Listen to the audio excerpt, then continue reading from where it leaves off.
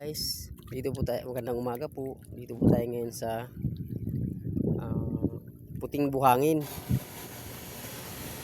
Yung beach na buhangin na pinakasikat dito sa Port Barton. Dito sa Palawan. Ito. Ang ganda po dito. Yan. Buhangin po ito siya sa dagat, sa gitna. Yan o. Yan. Malinaw po ang dagat dito at kantilado ho. Ayan o.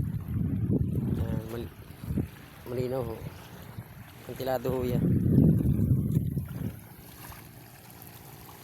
Bababa ho tayo. Ito pong buhangin na ito ay sa Palawan po ito. Sa barangay po ng Port Barton. Marami pong pupunta dito mga foreigner. Pero ngayon kasi umaga, kasi sikat lang ng araw, wala pang mga foreigner ngayon at panturistahan.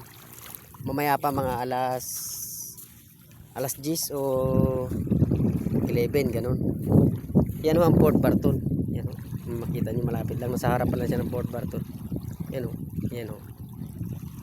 Yan ho ang Port Barton. Diyan po ang mga pangturistahan.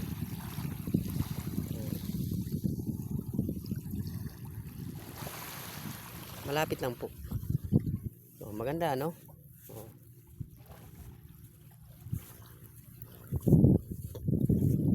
Maliit lang siya na buhangin. Napapaikutan ng dagat. Tapos yun po doon. Hibasan ho yan dyan. Yan o. Dyan ho sila nanginginas po yung mga foreigner dyan. O yung mga naniligo. Malapad ho na hibasan yan. May mga tagak nga ho. Ayan o. Ganda.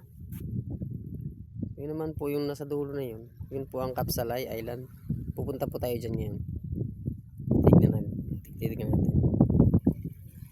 Yan po ang sinakyan ko yung bangka na yan.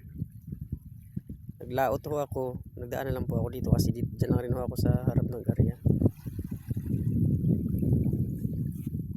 Ganda ba guys? Ganda.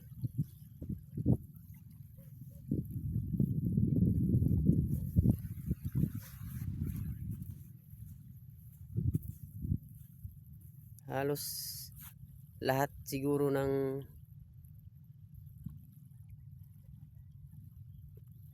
tao dito sa Palawan nakarating na dito sa ano na to tinatawag nilang Puting Buhangin. Ayan, sa dami ng pumupunta dito araw-araw. Puno ho ito kapag season ng foreigner, puno yan nasa daungan yan. Yung playa na yan, puno sa bangka na pang turistahan yan. Paikot. Ayan. Pati nga ho dun dyan sa may mga bato-bato na yan dyan, may nagadaong pa dyan pang turistahan. Pag season.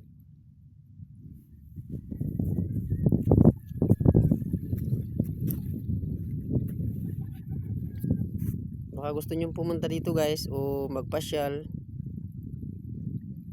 Sa Palawan po ito. Sa Barangay Port Barton.